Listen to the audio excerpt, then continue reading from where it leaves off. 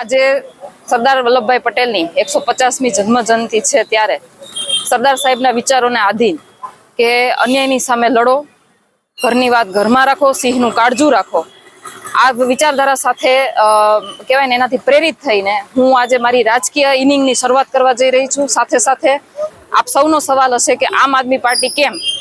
તો માનનીય અરવિંદ કેજરીવાલજી એની જે વિચારધારા છે એ પણ એક કહેવાય ને કે મારી જેમ ક્રાંતિકારી વિચારધારા છે।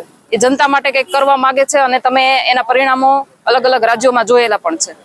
આજે ગુજરાતની જે પરિસ્થિતિ છે એ પ્રમાણે ખેડૂતોની વ્યથા હોય, યુવાનોની વ્યથા હોય કે બેનો દીકરીઓની વ્યથા હોય, વિપક્ષની એક મજબૂત ભૂમિકામાં અત્યારે આમ આદમી પાર્ટી સક્રિય છે અને એટલા માટે એની જે કાર્યશૈલી છે એનાથી પ્રભાવિત થઈ અને મેં આમ આદમી પાર્ટીમાં મારું રાજકીય કરિયર શરૂ કર્યું છે અને પાર્ટી જે પ્રમાણે મારી ઉપર ભરોસો એને રાખ્યો છે એ પ્રમાણે પાર્ટીનો પણ ખૂબ ખૂબ આભાર। ભવિષ્યમાં પણ જે કાંઈ પણ જવાબદારીઓ આપશે એ હું બહુ સારી રીતે મહેનતથી નિભાવીશ અને એનું પરિણામ પણ અલગ આવશે। સાથે સાથે તમને બધાને પણ કહેવા માંગુ છું, ખાસ કરીને ભાજપમાં જે કાર્યકર્તાઓ છે એમને ખબર છે કે ભારતીય જનતા પાર્ટીમાં જે વર્ગ વિગ્રહ ચાલી રહ્યો છે અને કહેવાય ને કે અમુક ઘણા એવા નેતાઓ છે કે જે વંડી ઉપર બેહીને બે બાજુના દ્રશ્યો જોઈ રહ્યા છે કે ભારતીય જનતા પાર્ટીમાં સારું થશે કે આમ આદમી પાર્ટીમાં સારું થશે, જેમાં સારું થશે ને એમાં ઠેકડો મારી જશું। તો આ એ સમય નથી। તમે જે સમય બગાડ્યો છે તમારો એ બગાડવાની બદલે, વંડી ઉપર બેસવાની બદલે એક કહેવાય ને કે એક પથ સિલેક્ટ કરો, એક રસ્તો સિલેક્ટ કરો અને જોડાઈ જાઓ।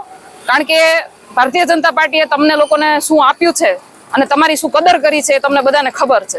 બીજું કે કોંગ્રેસની વાત કરીએ તો કોંગ્રેસના જે કાર્યકર્તાઓ છે, જુસ્સો ખૂબ જ છે એનામાં કાર્ય કરવાનો, પરંતુ ગુજરાતના મવડી મંડળમાંથી એને કોઈ સપોર્ટ નથી એવા મને ઘણા બધા સમાચાર મળ્યા છે। તો હું એવા લોકોને પણ કહેવા માંગુ છું કે જેને પણ જે પણ પાર્ટીમાં હોય અને જેને ખરા અર્થમાં જનતા માટે કામ કરવું છે, ખરા અર્થમાં જનતાના હક માટે લડવું છે, એ તમામ લોકો આમ આદમી પાર્ટીમાં આવકાર્ય છે।